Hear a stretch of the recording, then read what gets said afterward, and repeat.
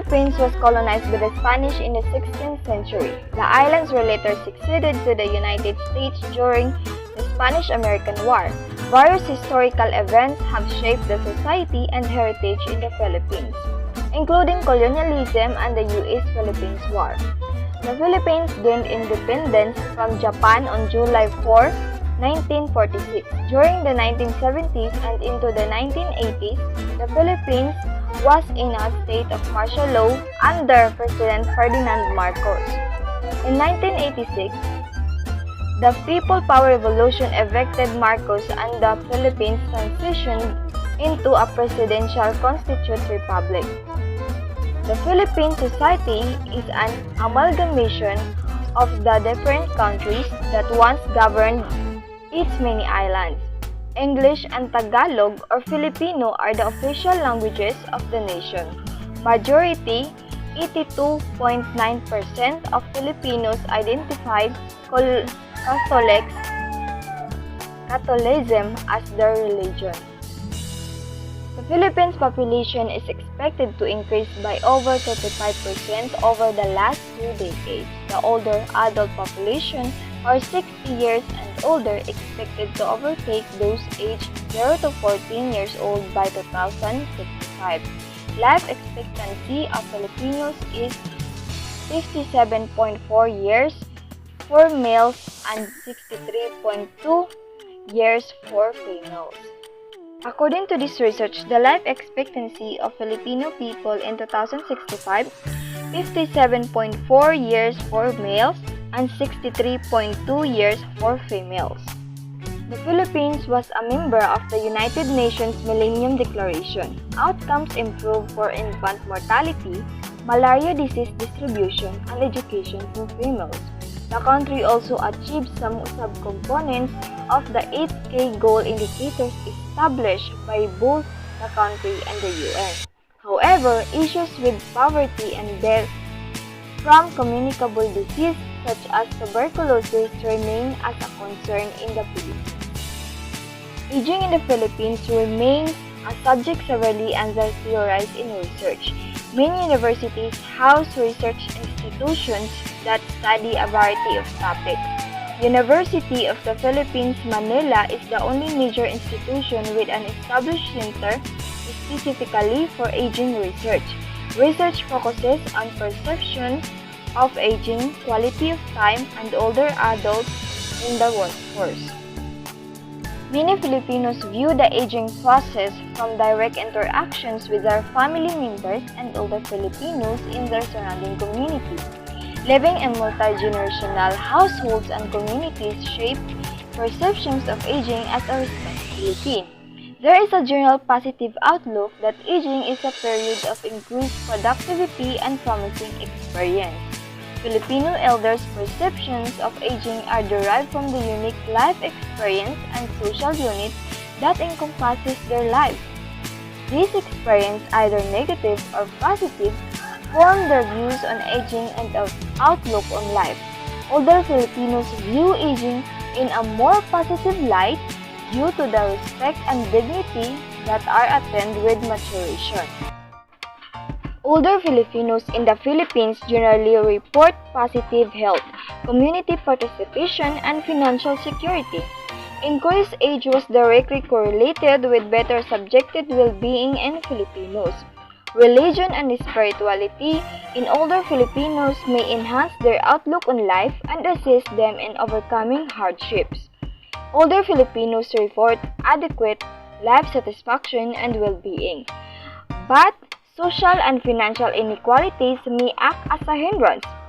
Services should equally be made available to older adults living in a low-income or rural areas.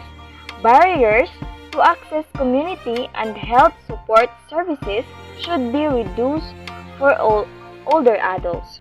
Research examining employed older Filipinos found that recognition of employer progress impacts older workers' happiness in the workplace. Positive mental and physical health had a beneficial impact on a job satisfaction. Enhancing job satisfaction in the work environment can potentially retain older workers and benefit the economy. Filipinos value filial piety and caring for older family members. Male and female caregivers share decision-making and financial tasks. Failure to take care for family members is seen as shameful or hiya in Tagalog. Research shows that even after Filipinos migrate to the US, they still maintain propensity to caregiving. Ang mga Pilipino talaga ay napakakiring sa pamilya, especially to their elders. Even though they migrate to US or sa ibang bansa man, ay hindi mawawala ang kanilang pagkakiring sa pamilya. Or they still maintain propensity to caregiving. Filipino caregivers utilize many family resources in care provision, so they are less reliant on formal services for assistance. In Filipino culture, it is perceived as a stigma to accept services from the community. Families believe that the care provided by relatives is sufficient for the needs of the care recipient. Christian Filipinos' core belief system is in religion rooted mainly in Catholicism reinforces the concept that caregiving is expected of the family members. Catholic values instill a self-sacrificing ideation of caregiving. Many Filipinos also use religion as a means to provide coping for the daily stresses and strain of life.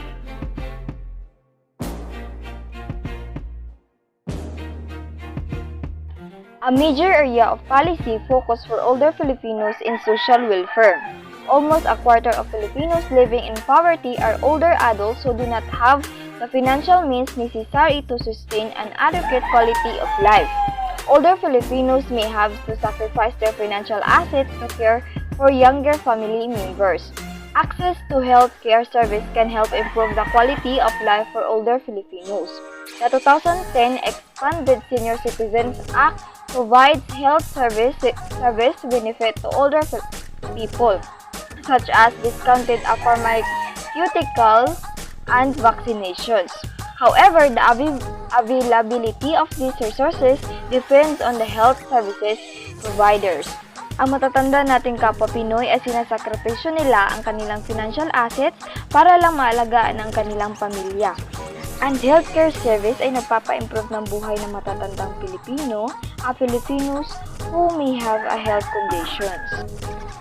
Working-age Filipinos must often remain in the workforce longer to financially support younger dependents. By working longer, older Filipinos can support their dependents and possibly invest in savings for retirement. It is important that institution promotes policies that acknowledge the unique needs of older workers.